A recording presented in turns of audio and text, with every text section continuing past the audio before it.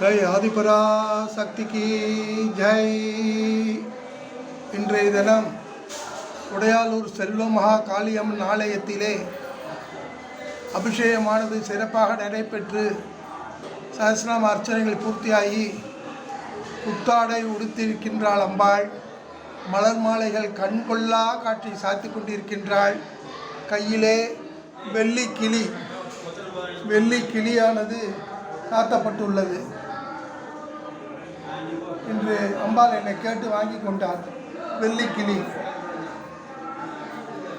எல்லாரையும் நன்னா வைக்கணும். மணியன் சாயிராம். ஜெய் ஆதிபராசக்திக்கு ஜெய்.